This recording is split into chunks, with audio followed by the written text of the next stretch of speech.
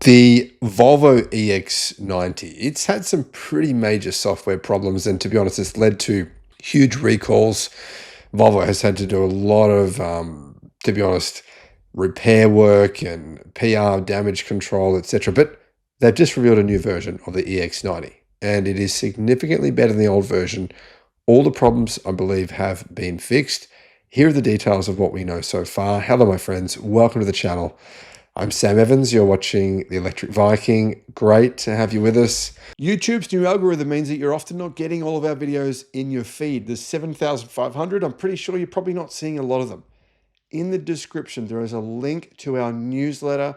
Click on that and you can get an update every day of all the latest news in the electric car industry. Volvo's EX90.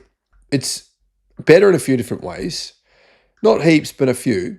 One of them is the architecture. It now uses an 800 volt architecture, meaning charging speed is significantly faster. The previous generation could charge at a maximum rate of 250 kilowatt. The new version now charges at 350 kilowatt. So this is a global car, guys. It's being sold in the United States, being sold in Australia, in Europe, and yeah, many other countries as well. So I think it is kind of an interesting situation here to see that so many cars being sold outside of China now have faster than 250 kilowatt charging speeds. And now quite a few of them have 800 volt architectures as well. Volvo said that their battery management software uses a smart algorithm to work in tandem with the 800 volt system to optimize charging, making it much faster than what was previously possible. How fast is it? Well, we don't actually know. All we know is if you use the 300 kilowatt DC fast charger, you can add 155 miles or 250 kilometers of range in 10 minutes. That's much quicker than the previous model that took about 20 minutes to do that same amount of charge. So you're nearly twice as fast in charging speed. Besides that, Volvo said it has more power for faster acceleration. They don't want to say how much more power, but it's got more power. They say as well, it's lighter. The battery is somehow lighter, even though it's the same size. The motors are also lighter as well. Plus, it gets one really cool feature, which I love. I think all EVs that have panoramic roofs, fixed glass panoramic roofs, I think they all would be great if they had this feature, the electrochromic roof. So you can just press a button and it'll dim the glass, make it darker. And of course, then it's going to be more reflective and less heat will get inside the cabin. And I mean, if you've got little kids and you want them to have a bit of a sleep during the day, obviously it's going to be good to be able to decrease the amount of light inside the cabin. Now, I'm a big fan of this feature. In addition to that, there is also connected safety alerts for slippery roads, hazards ahead, and accidents ahead. And the emergency stop assist system can call Volvo's emergency call center once the vehicle automatically stops and the driver becomes unresponsive. So if you pass out or something like that, the vehicle will call the emergency services for you. Rounding out these new features, there is an upgraded automatic emergency steering system that works in the dark. And Volvo said that there is a parallel parking function for Park Pilot Assist. In addition, the actual brains have improved significantly. It now gets dual NVIDIA Drive AGX Orin-based core computers, which have 500 TOPS, which is 1 trillion operations per second. So much faster than the previous generation, which I believe was about half that speed.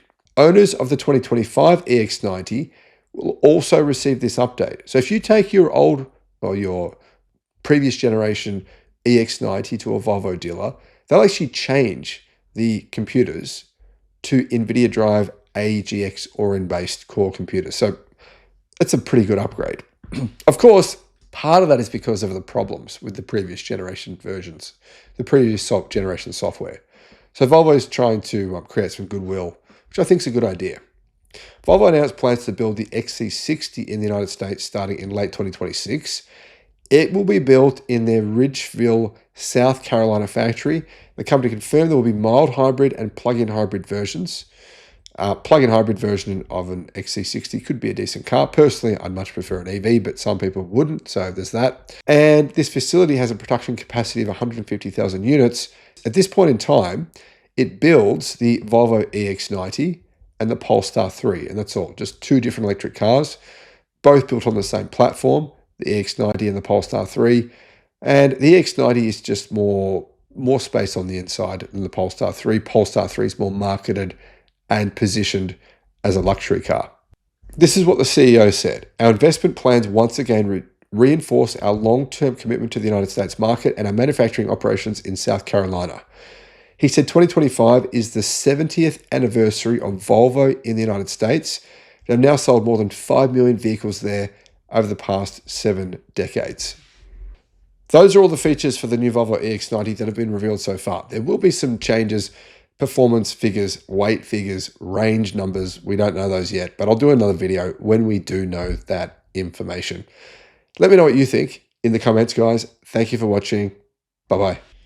The Sydney EV International Motor Show. If you want to get a 50% discount on your tickets, all you got to do, click the link in the description and use the promotion code that's in the description. Just copy and paste that.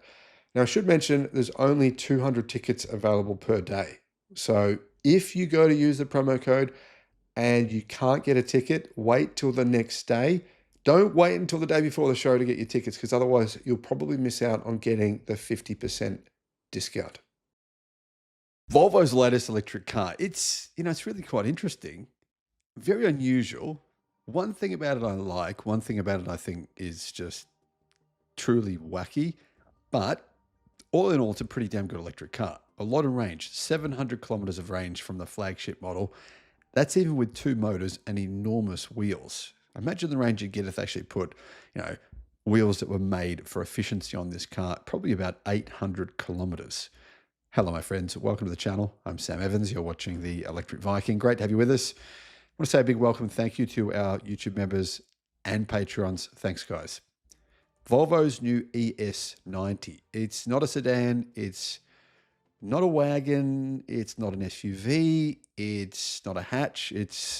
I don't know what it is, to be honest. It's kind of a sedan with a hatchback at the back of it. But you would think a vehicle this size, it's quite a big vehicle, would have a big boot space. It does not, though. So kind of unusual here. Volvo is best known for its SUVs, but it's now revealed the ES90. And this is meant to be a rival to the BMW i5 and the Mercedes EQE and the Lucid Air and the Tesla Model S. It's not going to be cheap. It's 5 meters long. That's 197 inches long. I think it's a good looking car, but a lot of people think, well, it's fairly polarizing. A lot of people think that it looks great. Some people say it doesn't. They think it looks terrible. What do you guys think? Let me know in the comments.